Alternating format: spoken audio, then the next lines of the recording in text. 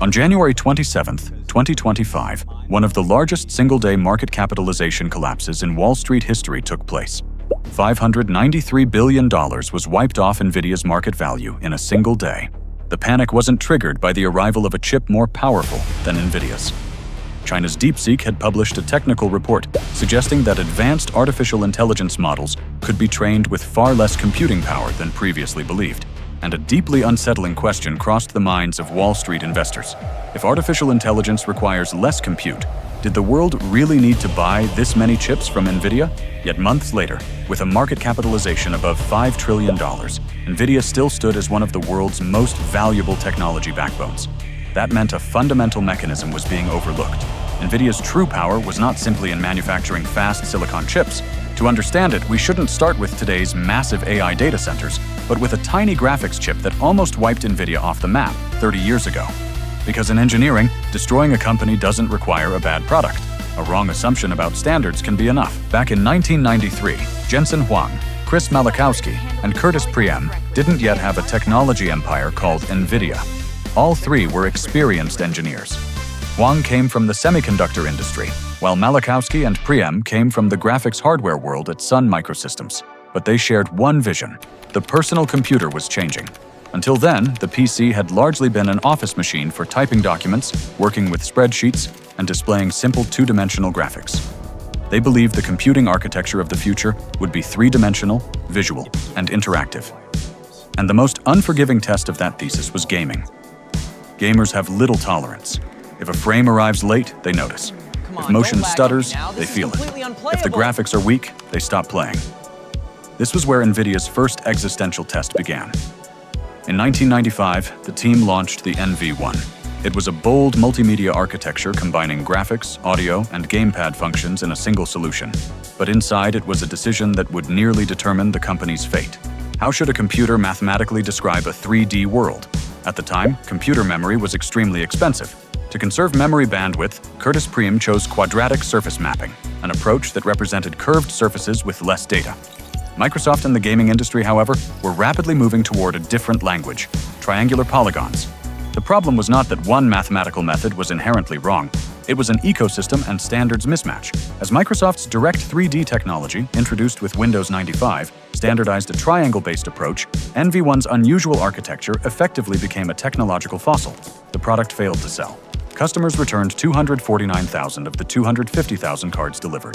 Nvidia downsized, leaving only enough cash to cover a few weeks of payroll. Worse, Nvidia was using that same architectural direction in the next-generation NV2 chip it was developing for Japanese gaming giant Sega.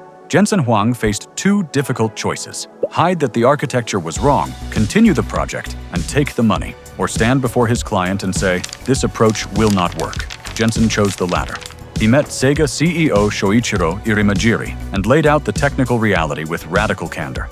Impressed by that engineering honesty, Irimajiri canceled the project, but still provided Nvidia with roughly $5 million in critical financial support. This time, Nvidia didn't try to repair the old idea. It destroyed it.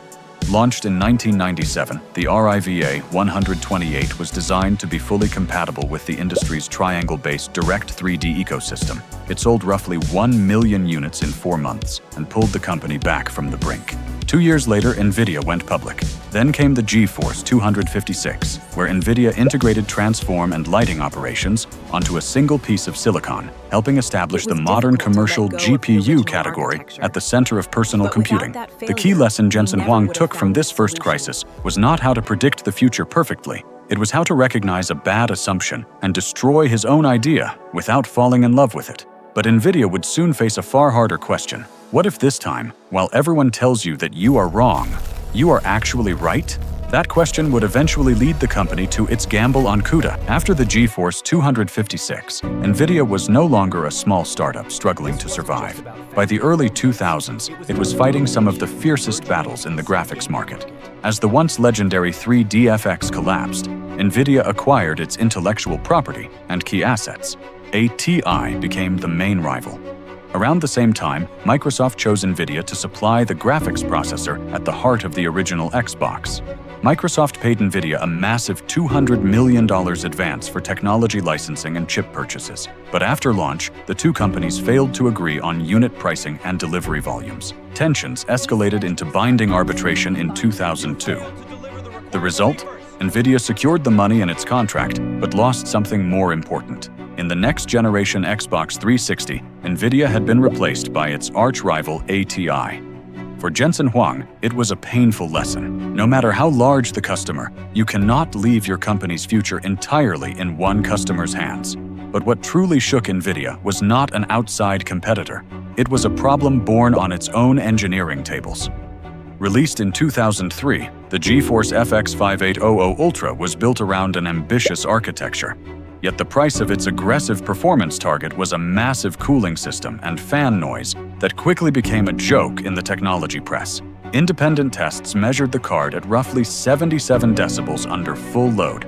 The internet filled with videos comparing its noise to hairdryers.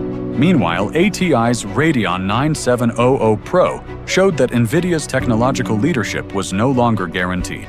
Nvidia acknowledged the failure, regrouped under a culture of intellectual honesty, and reworked the architecture. Then, in 2008, a far more disturbing systemic failure appeared. Certain notebook GPUs and chipsets began failing in the field at unusually high rates. Screens on laptops from Apple, Dell, and HP went black, one after another. Popular internet accounts often reduced the episode to cracked solder joints. Nvidia's official SEC filings were much more cautious. No single definitive root cause had been established. Tests pointed to a combination of a weak die/package material set, inadequate thermal management in host systems, and demanding operating conditions. Nvidia was forced to set aside a $196 million warranty reserve for repair and replacement costs. From an engineering perspective, the lesson was uncomfortable. You can design billions of transistors perfectly on silicon. But if a packaging layer only a few millimeters thick cannot survive heat and mechanical stress, the customer still ends up with a broken machine. By the end of 2008, the global financial crisis had struck. Nvidia's stock collapsed, and the company was once again being pushed toward the edge. Yet beneath all that noise, a quieter and far more radical experiment launched in 2006 was still growing. This time, instead of killing an underperforming idea, as he had during the first crisis, Jensen Huang kept pouring capital into it. Nvidia was asking a question that could fundamentally reshape computing. What if the true future of a graphics card wasn't drawing graphics on a screen? That idea would transform Nvidia from a graphics card manufacturer into the platform behind CUDA, and eventually, the AI factories of the future. In 2006, Nvidia placed perhaps the most radical and difficult to understand gamble in its history on the table: CUDA. Standing for Compute Unified Device Architecture, the idea seemed almost absurd at the time. Why should Nvidia's GPUs be restricted to drawing pixels on a screen? Couldn't that same massive parallel processing power be used for scientific computing, physics simulations, or complex mathematics? The problem was that in 2006, no meaningful commercial market for this existed. Nvidia made its money from gamers and GeForce cards, while general-purpose GPU computing remained a niche experimental field pursued by a handful of university laboratories.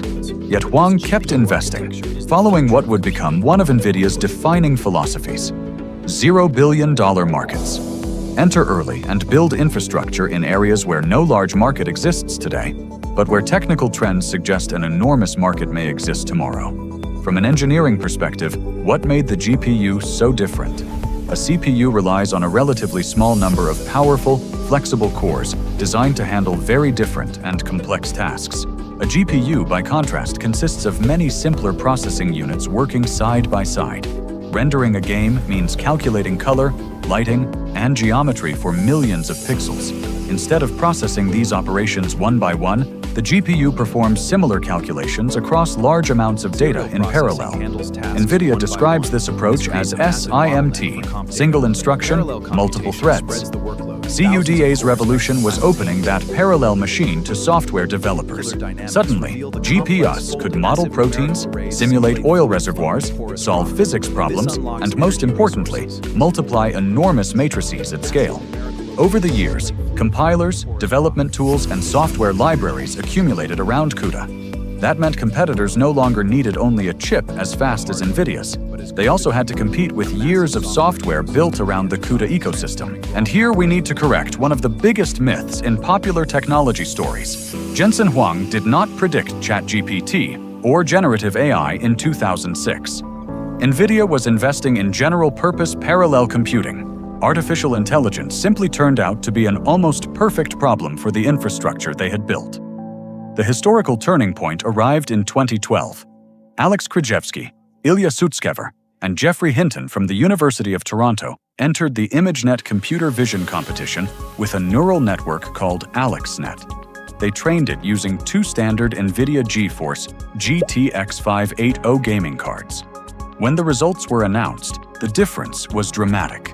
AlexNet's top 5 error rate fell to roughly 15%, while the closest traditional approaches were around 26%. A consumer gaming card had helped alter the direction of computer science. For Jensen Huang, this was the strategic signal. The parallel computing infrastructure Nvidia had spent years building aligned remarkably well with the mathematics demanded by deep learning. Nvidia accelerated its move toward data centers, while Pascal brought high-bandwidth memory and NVLink, a high-speed interconnect between GPUs, into the picture. In 2016, Jensen Huang personally delivered the world's first DGX-1, containing 8 Tesla P100 GPUs, on a handcart to the OpenAI team in San Francisco. A graphics card that once sat inside a gamer's PC had evolved into an integrated AI research instrument in a single chassis. But right at this point, a new systemic and physical wall appeared. You can accelerate one GPU, you can accelerate 8, but when a model no longer fits in the memory of a single chip and hundreds or thousands of GPUs must share the workload, system speed is no longer determined only by raw silicon performance. The critical factor becomes how quickly those chips can communicate. Nvidia had reached a new bottleneck: interconnect bandwidth. Its next major move would happen not on the silicon itself, but in the communication lanes between the chips. No matter how fast a single GPU becomes, it cannot train a massive AI model on its own. As models grow, the computational load is divided across hundreds and then thousands of GPUs. And at that scale, a completely different engineering problem appears. GPUs must continuously exchange intermediate results, activations, and weight updates with one another. If that communication path is slow, even the world's most expensive processors sit idle, waiting for data. The bottleneck was no longer inside the silicon. It was between the silicon chips. To attack this systemic constraint, Jensen Huang launched the largest acquisition in Nvidia's history up to that point. In 2019, Nvidia agreed to buy Israeli networking technology company Mellanox for $6.9 billion. At first glance, the move looked strange. Why would a GPU company spend billions on network adapters and switches that connect servers together? Because Huang was no longer thinking about an isolated piece of silicon. He was thinking about an integrated data center where thousands of GPUs could operate like one enormous computer. Nvidia was already using NVLink to create high-speed connections between GPUs and NV-switch to expand that communication domain. Mellanox's InfiniBand technology extended this network across data center-scale systems, connecting those computational islands into a much larger machine. Mellanox therefore wasn't simply another corporate acquisition, it was a system engineering response to Nvidia's communication bottleneck. During the same period, the GPU itself was also undergoing an identity transformation. Introduced with the Volta architecture in 2017, Tensor cores moved beyond traditional graphics workloads and were designed specifically to accelerate the dense matrix operations required by artificial intelligence. Within a few years, Nvidia was no longer merely producing faster GPUs. It was co-optimizing compute, memory, interconnects, networking, and software libraries around the same workload. And the massive mainstream workload capable of consuming all this infrastructure finally arrived on November 30th, 2022, when OpenAI released ChatGPT to the public. Within months, the technology industry's central question changed. It was no longer, should we use AI, but what infrastructure are we going to run it on? Nvidia's Hopper architecture H100 was ready at exactly the right moment. Its transformer engine, tensor cores, and high-bandwidth memory were combined around the training and inference demands of large language models. The financial effect of this demand surge was almost unbelievable. Nvidia's annual revenue exploded from roughly $10.9 billion in fiscal year 2020 to $215.9 billion in fiscal year 2026. Net income rose from $2.8 billion to more than $120 billion. Nearly 90% of company revenue was now coming from the data center business. Economically, Nvidia was no longer primarily a gaming company. It had transformed into a computing power plant for the fourth industrial revolution. And the physical peak of that transformation arrived with the Blackwell architecture. The GB200 NVL72 server rack brings together 72 Blackwell GPUs, 36 Grace CPUs, and high-speed NVLink infrastructure inside a single liquid-cooled frame. Requiring roughly 120 kilowatts of power, this was no longer a component you installed inside a computer case. It was an industrial-scale machine connected directly to a building's electrical and liquid cooling infrastructure. In 1999, Nvidia's product plugged into a PC. In 2024, Nvidia's product was effectively wired into the data center itself. And what the company was selling had fundamentally changed. Nvidia was no longer merely selling raw computing power. It was selling how quickly you could train a model, how cost-effectively you could generate a token, and how efficiently thousands of processors could operate as one coordinated system. Nvidia's true product had become the AI factory. Yet precisely at this peak, the fortress also began to reveal its vulnerabilities. Google was developing its own TPUs, Amazon its Trainium and Inferentia, Meta its MTIA, and Microsoft its Maya chips. In other words, some of Nvidia's largest customers were simultaneously becoming competitors, investing billions to reduce their dependence on Nvidia.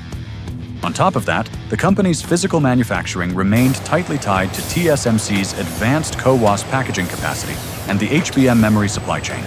Nvidia had reached one of the strongest market positions in technology history. But then a technical report from China reopened the disturbing question at the heart of this entire investment thesis. What if producing the same advanced artificial intelligence doesn't require nearly as much computing power as we thought?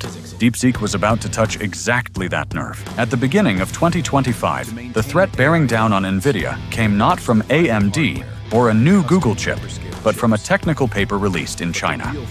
At the same time that the United States was discussing massive AI infrastructure initiatives, such as the $500 billion Stargate project, DeepSeek reported that it had trained its V3 model on Nvidia's H800 GPUs, designed for the restricted Chinese market, using roughly 2.8 million GPU hours of compute.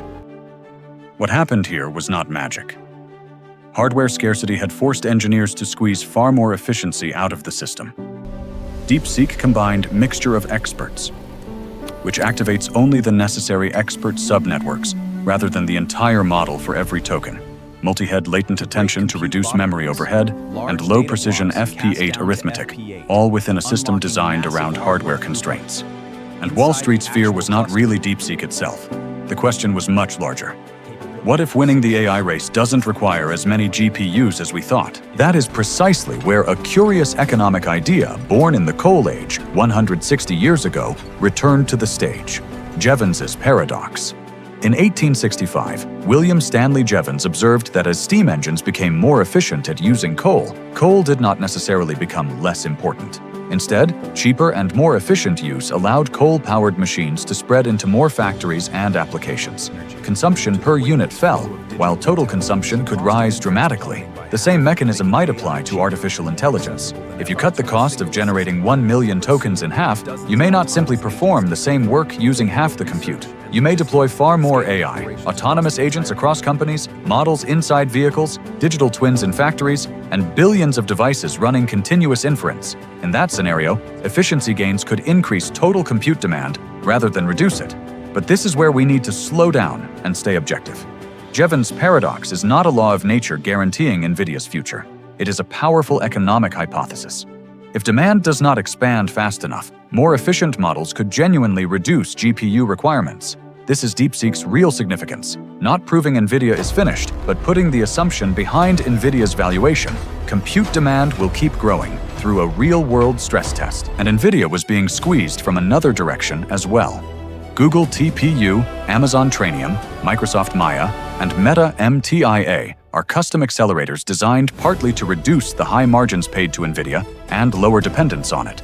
especially for enormous inference workloads. But beneath all these competitive threats lies a much harder boundary: physics. Nvidia is a fabless semiconductor company. It designs some of the world's most advanced AI chips, but their physical production depends heavily on foundry partners such as TSMC, HBM suppliers, including SK Hynix, Micron, and Samsung, and advanced CoWoS packaging capacity. Nvidia's own 2026 financial filings acknowledge that much of this supply chain remains concentrated in Asia. Then there is politics. In 2025, new U.S. licensing requirements on H2O exports resulted in a $4.5 billion charge tied to excess inventory and purchase obligations. A single regulatory decision can change the economic value of billions of dollars in hardware almost overnight. And once you begin multiplying 120 kilowatt Blackwell racks, securing chips is no longer the only problem. Where does the electricity come from? How do you remove the heat? Which power grid can support this infrastructure? The irony is buried right here. Nvidia became enormous by absorbing more and more controllable layers of computing into its platform. But as that platform expanded, its future became increasingly dependent on physical layers it cannot control: foundries, memory, electricity, and geopolitics. And Jensen Huang's response to these boundaries has not been to build a smaller Nvidia. It has been to push Nvidia beyond the computer screen and deeper into the physical world. The next $0 billion market may no longer live only inside the data center. It may be the robots, automobiles, and factories themselves. Time will tell. Until now, artificial intelligence has largely existed in the digital world. It writes text, generates images, and produces code. But according to Jensen Huang, the next major market is not inside the screen. It is in the physical world. Nvidia calls this physical AI, machines that understand the laws of physics, perceive their environment, and act in the real world. A factory can be operated in a digital twin before it is physically built. A humanoid robot can fall millions of times in simulation instead of being destroyed in the real world. An autonomous vehicle can experience dangerous edge cases virtually before it is placed on public roads. Nvidia platforms such as Omniverse, Cosmos, Isaac, and Jensen are different pieces of that same bet, taking AI out of the screen and putting it into machines. In automotive, Nvidia is using the Drive platform to help turn vehicles into increasingly software-defined computers. In robotics, the targets are factories, warehouses, and humanoid machines. In digital twins, the goal is to simulate production systems and even entire factories before physical manufacturing begins. And corporations are no longer the only participants in this compute race. Nation-states have entered it as well. Jensen Huang describes this idea as sovereign AI. The logic is straightforward. If a country's data, language, and culture are strategic national assets, then the computing infrastructure processing those assets cannot be outsourced entirely to foreign nations. That is why Nvidia today sits at the table not only with technology CEOs, but with governments and heads of state. And for Nvidia, Blackwell is not the end of the roadmap. Vera Rubin comes next. With Vera CPUs, Rubin GPUs, HBM4 memory, and next-generation networking components, Nvidia is continuing the same strategy. Instead of optimizing one isolated processor, optimize the entire system. Because one thing has remained constant throughout Nvidia's 30-year history: the bottleneck keeps moving. Yet perhaps the most interesting bottleneck facing Nvidia in the future may not be technical at all. Jensen Huang, who co-founded the company in 1993, still sits at the center of Nvidia today. His management style differs sharply from a conventional corporate hierarchy. Dozens of executives report directly to him. The organization remains unusually flat, and Huang still dives into technical details. Beneath Nvidia's culture is the same long-running paranoia. The company could disappear at any moment. That mindset keeps Nvidia fast, but it also raises an uncomfortable question. How independent is Nvidia's decision-making from Jensen Huang himself? Because when we look back at that small chip from 1995, Nvidia's story is not one of flawless predictions. NV1 chose the wrong standard. GeForce FX stumbled. Nvidia failed to dominate mobile computing. The ARM acquisition collapsed under regulatory pressure. The crypto boom created inventory problems, but Nvidia kept repeating the same pattern. When a fundamental assumption proved wrong, it destroyed it. When the mathematics supported the thesis, it was willing to wait years for the market to catch up. That is how CUDA grew. That is how Mellanox made strategic sense. Today, the fortress behind Blackwell is not a single GPU, but chips, software, developers, memory, networking, and system engineering layered over 3 decades. Nvidia has grown by following the moving bottleneck in computing. But one day, that bottleneck may shift to power grids, manufacturing, geopolitics, or a new architecture beyond Nvidia's control. And perhaps the bigger question is this: when that day comes, will Jensen Huang still be sitting at the table? I'm Halil Ibrahim, a mechanical engineer with 10 years of experience and a quality manager in the automotive industry. On this channel, we examine companies through an engineer's lens, not just through their balance sheets, but through their products, materials, manufacturing systems, engineering decisions, and the technical details that can sometimes push them to the edge. If you're curious about the engineering behind corporate stories and enjoy engineering investigations, subscribe to the channel and share this video to support my work. Because sometimes, to truly understand a trillion-dollar company, you have to open a tiny chip and look inside. So, what do you think about Nvidia? Can the company continue growing at an accelerating pace? Share your thoughts in the comments. Until our next video, take care and stay well.